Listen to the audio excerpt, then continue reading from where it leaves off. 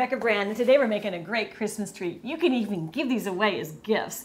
It's super fast, super easy, and super, super delicious. I'm making Mezzetta Maraschino Cherry dipped in chocolate.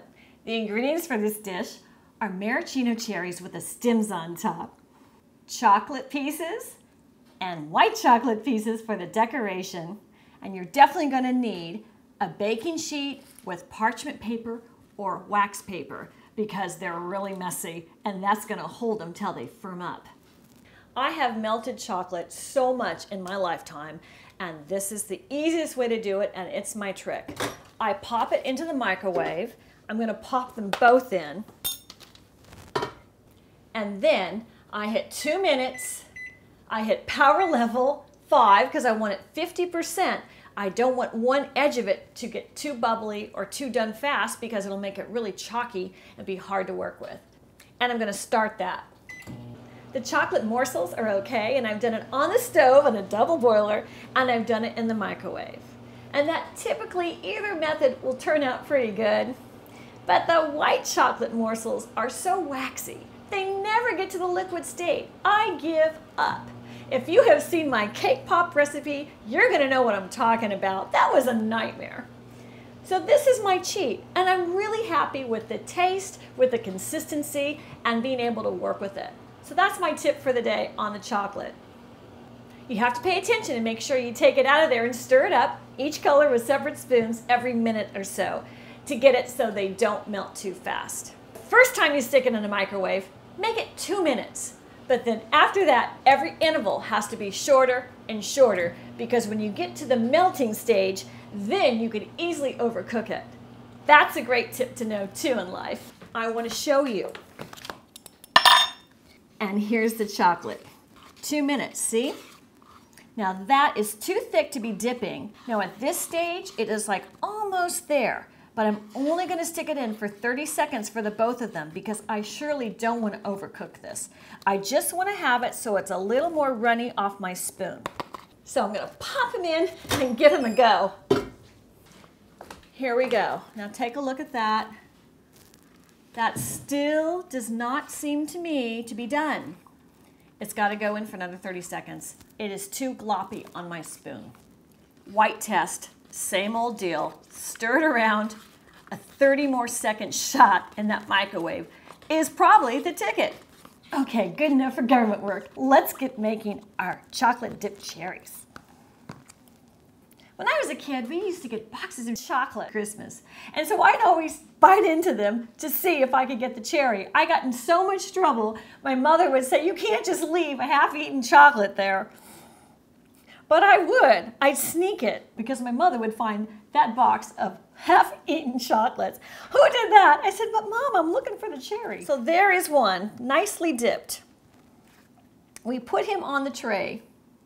This is a messy recipe, so a lot of paper towels are helpful. I take a cherry with the beautiful long stem out of the jar. I dab him here, and then he gets dipped in the chocolate. Go take a swim. And then I twirl him. Bop, let the extra come down. I'm going to go like this to have a cheat. And there he sits. Next, cherry, paper towel, chocolate, dippy-doo. Oops, he went in for a deep dive. Never fear, he's going to get rolled around, and we're saving him. This is going to be that one little bite, you're just going to be popping it in your mouth, and that's fine too. There, he's going to be lots of heavy chocolate on him. That might be my sample. I recommend this recipe for all those presents you want to mail to like maybe grandma in the Midwest. That's where my grandmother lived. And we would make all kinds of things and send them to her from our kitchen. And she would do the same back. I think that's where my love of making homemade candies came from. I've always loved the taste of these Mezzetta cherries. I grew up in Santa Rosa, California. And that was just a few miles from where they started in the Italian district in San Francisco in 1935. We always had the jars of all their products lined up in my house because it was the quick, easy go-to food that was really great. We did not know how to pickle olives. We didn't know how to make these cherries, so we bought them in a jar.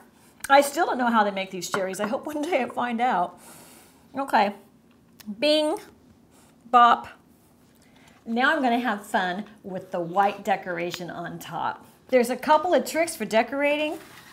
You can grab a fork, which is what I like to do, and very thinly on the fork, you can spread it. You might wanna practice on one, and I'm gonna practice on this one. That's pretty. And I'm kind of glazing it through.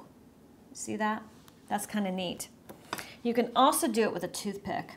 And I think that's probably more designer-ish because you have more control. You get to paint them. This is like the art project you get to do with your food. And you get to give them away as presents. I love making things like this that I can share with my friends. If you love to cook, and I bet you do, by giving away what you make in the kitchen, you are giving of yourself. And people take notice of that. If you have a special recipe you like to give away, tell me what it is, and I'm gonna try to make it. I love making these cooking videos, and I love all of your comments. Okay, Picasso, what do you think? So you get the idea. I'm gonna put these in the fridge because they need to cool down and chill up for about 30 minutes. And in the meantime, I'm making my favorite drink with the cherry juice. I'm throwing ginger ale on some ice. Oh my gosh, check this out. And then comes in about a quarter cup of cherry juice. This is amazing. Okay, little swirl there. How pretty is that?